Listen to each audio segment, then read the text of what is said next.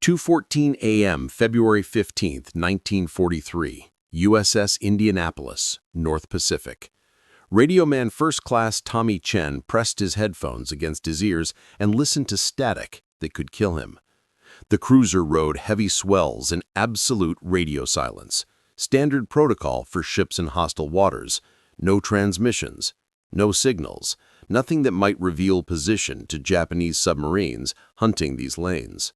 But Chen wasn't following protocol tonight. Hidden beneath his regulation communications equipment, a small modification hummed with unauthorized power. A frequency doubler Chen had built from salvaged radio parts. It could receive Japanese naval communications on frequencies the Navy's standard gear couldn't access. The device violated every regulation in the communications manual. Unauthorized equipment, unapproved modifications. Using it during a silent running operation could bring court-martial. But Chen had been listening to Japanese radio chatter for 3 weeks. He'd learned something that could save the task force. Japanese submarines were coordinating attacks using a tactical frequency American intelligence didn't know existed. Chen's journey to this moment began in San Francisco's Chinatown, son of immigrants who ran a radio repair shop on Grant Avenue. His father, Wei Chen, had taught him electronics before he could read English properly. By age 12, Tommy was building crystal radios from scavenged parts. By 16, he could diagnose problems in equipment that stumped licensed technicians. When Pearl Harbor happened, Chen was 23 and working as a civilian radio technician at Mare Island Naval Shipyard. He enlisted the next morning. The Navy tested his communication skills and assigned him to advanced radio training. His instructors noted exceptional ability with frequency analysis and signal interpretation. But they also noted his tendency to modify equipment without authorization. Chen first discovered the frequency by accident. While testing his homemade doubler on February 2nd, he'd stumbled across encrypted Japanese transmissions, short bursts, coded positions, attack coordinates. The transmissions followed patterns Chen recognized from his radio training. Submarine pack tactics, coordinated intercepts. The Japanese were using a frequency band American intelligence didn't know existed. High-frequency propagation that worked only under specific atmospheric conditions.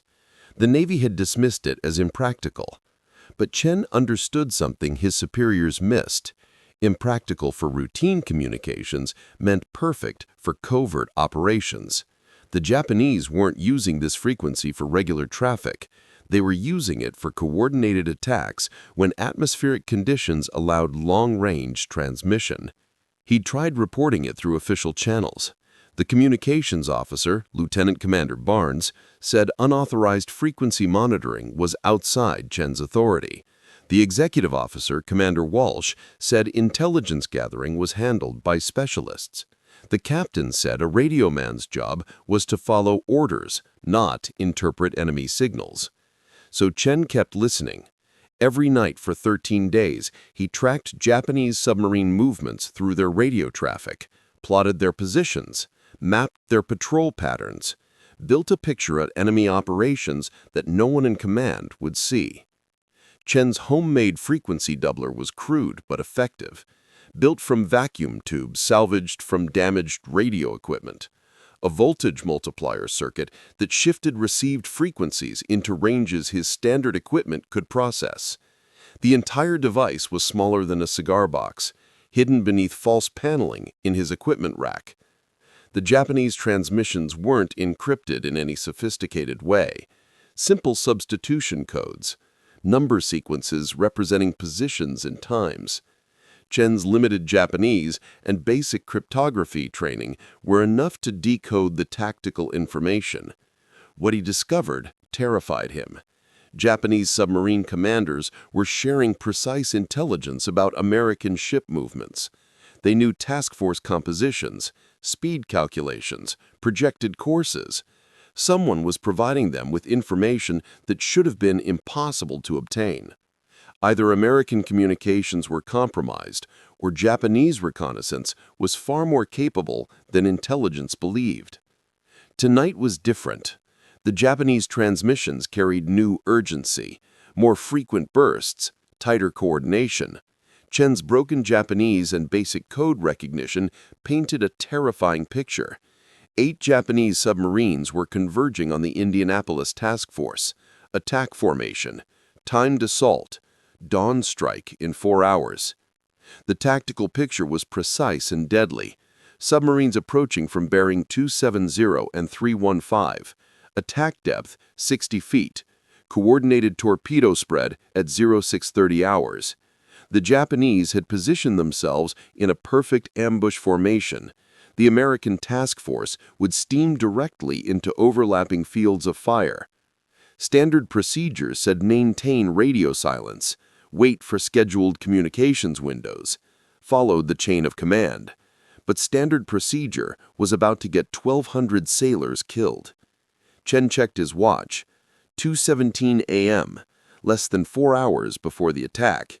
He could follow regulations and let the massacre happen, or he could break every rule and try to save the task force. The choice wasn't difficult. The consequences were. Chen made his decision. He activated his frequency doubler, locked on to the Japanese tactical channel, and began recording every transmission. Evidence, proof, something that might convince command to break radio silence and warn the task force. The signals painted a precise tactical picture. Enemy submarines approaching from bearing 270 and 315. Attack depth 60 feet. Coordinated torpedo spread at dawn.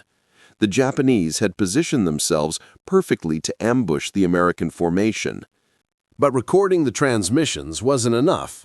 Chen needed to act on the intelligence. He needed to break the one rule that could save lives: radio silence. He switched to the emergency tactical frequency, began composing a coded warning to the task force commander, 8 words that would either save the fleet or destroy his career. Enemy submarines converging. Dawn. Attack. Recommend immediate course change. His finger hovered over the transmission key. Press it, and he'd violate direct orders, face court-martial, possibly prison. But 12 ships and their crews were steaming toward a coordinated submarine ambush in 3 hours and 50 minutes.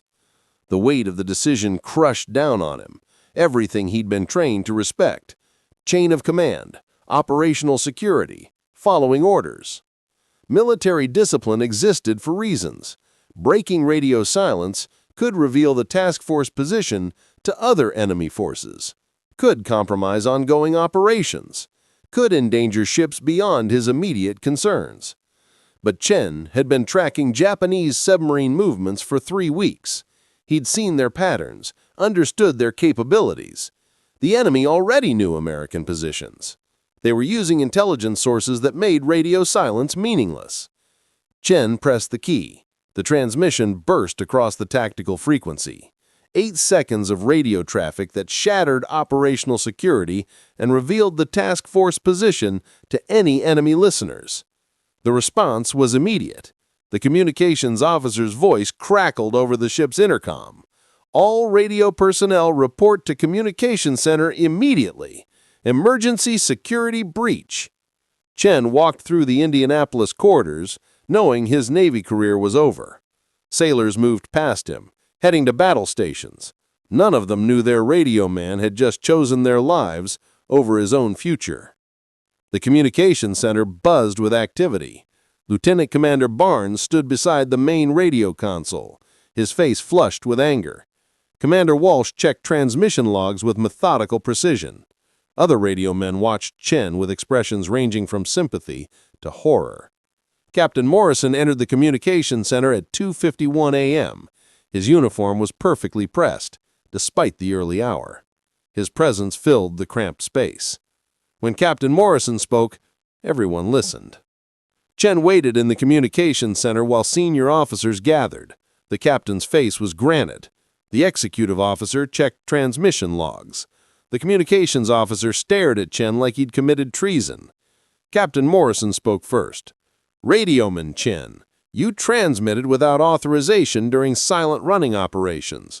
This is a court-martial offense. Explain yourself. Chen handed over his recordings. Japanese submarine communication, sir. Intercepted on unauthorized equipment. 8 submarines are coordinating attack on our task force. Dawn assault in less than 4 hours. Morrison examined the makeshift frequency doubler. The device looked like amateur radio equipment. Exposed vacuum tubes, hand-soldered connections, jury-rigged voltage multipliers. It violated every Navy regulation about authorized communications equipment. "How long have you been using this equipment?" Morrison asked. 3 weeks, sir. Monitoring Japanese tactical communications.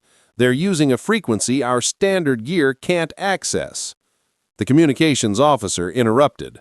"Sir, this equipment hasn't been tested or approved. These could be false signals, disinformation designed to make us break radio silence and reveal our position." Chen pulled out his handwritten logs. 3 weeks of intercepts, sir. Position reports. Confirmed submarine locations based on their transmissions. Cross-referenced with our sonar contacts from the past 2 weeks. The intelligence is accurate.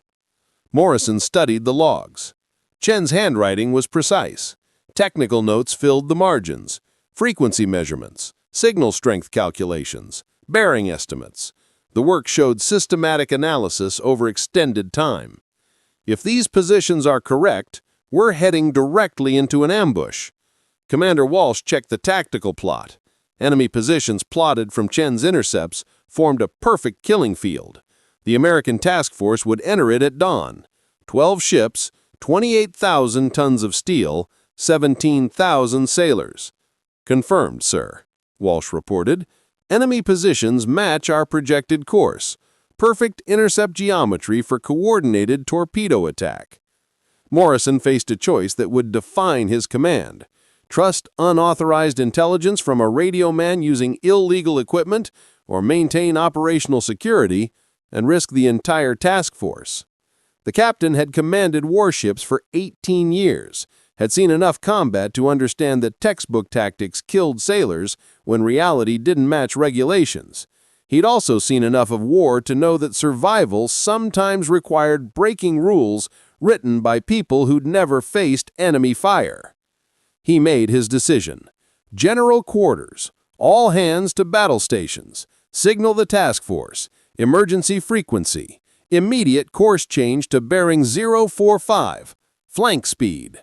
The Indianapolis transformed in minutes. Watertight doors slammed shut. Gun crews manned their stations. Engineers brought the ship to full power. In the distance, other ships in the task force turned in response to Morrison's warning. The Indianapolis changed course at 2:47 a.m.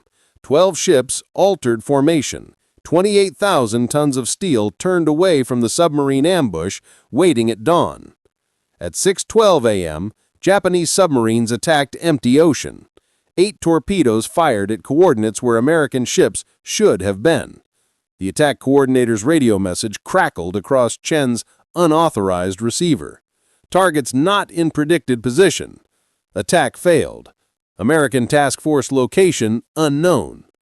Chen's unauthorized transmission had saved the task force, but the breach of radio silence had also revealed American capabilities.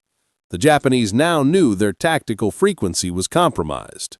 Within hours, Japanese communications shifted to new frequencies, new encryption, different protocols. Chen's intelligence advantage disappeared as quickly as it had emerged. But Morrison understood what Chen had accomplished. The captain found him in the communications center at 0800 hours, after the failed Japanese attack confirmed the intelligence accuracy. "Chen," Morrison said, "your analysis saved 17,000 lives, but it also violated every regulation governing communications security. I should court-martial you." "Yes, sir," Chen replied. "Instead," Morrison continued, "I'm recommending you for advanced intelligence training. The Navy needs people who can think beyond regulations when lives depend on it." Word of the successful intercept spread through Pacific Fleet communications personnel quietly, unofficially. Radio men began experimenting with frequency doublers, improvised receivers, Unauthorized monitoring equipment. The Navy couldn't officially approve equipment that violated regulations, but they quietly stopped punishing radio men who discovered new Japanese frequencies. An informal network emerged, communication specialists sharing intelligence through unofficial channels. Chen never faced court-martial. Morrison's after-action report credited the course change to routine tactical maneuvering based on intelligence received through authorized channels. No mention of unauthorized transmissions or improvised equipment.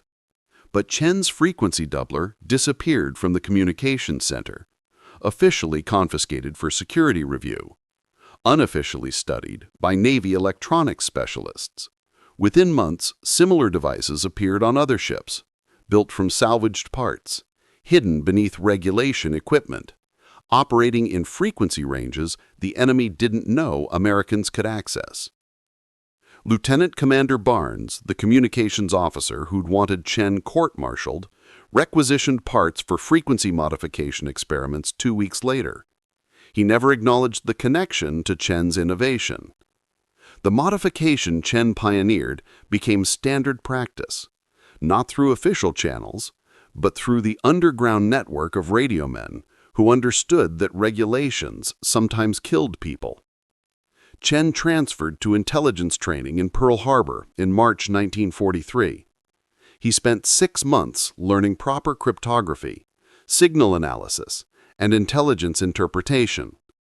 The training validated techniques he'd developed through experimentation, but it also taught him how dangerous his improvised methods had been. His frequency doubler worked through luck as much as skill. The Japanese tactical frequency was unstable. Atmospheric propagation changed hourly. Chen's detection of the coordinated attack depended on specific conditions that might not recur. Professional intelligence operations required systematic approaches, authorized equipment, proper procedures. Chen's innovation was valuable, but it needed integration into official doctrine. By war's end, unauthorized frequency monitoring had prevented 17 submarine attacks, saved 43 ships, preserved the lives of 18,000 sailors, all because one radio man chose to break the rules that would have gotten his shipmates killed. The frequency doubler design became classified intelligence, filed in archives that wouldn't be opened for 50 years. Chen's name appeared in no official histories, no commendations, no recognition. But every American radioman who served after February 1943 used techniques Chen developed. Every intelligence breakthrough built on his unauthorized innovation. Every life saved by communications intercepts traced back to a sailor who decided orders mattered less than outcomes. The Indianapolis was sunk by torpedo on July 30th, 1945. Different ocean, different enemy. Chen wasn't aboard. He'd transferred to communications school in San Diego 6 months earlier, teaching young radio men to monitor frequencies the Navy officially didn't acknowledge. 900 sailors died when the Indianapolis went down. Chen wasn't among them, but he carried their memory for the rest of his life. Knew that breaking rules sometimes saves lives, that the most important innovations happen in darkness, built by people who understand that regulations serve missions, not the reverse. In 1987, a naval historian researching Pacific communications found references to Chen's frequency doubler in classified files. The historian tried to contact Chen for an interview. Chen declined, said he was just a radio man, did his job, nothing more to add. Tommy Chen died in 1995 at age 71. His obituary mentioned 27 years with Pacific Telephone, World War II Navy service, survived by wife Margaret and 3 children. It didn't mention the night he saved 12 ships by breaking every rule that mattered less than lives.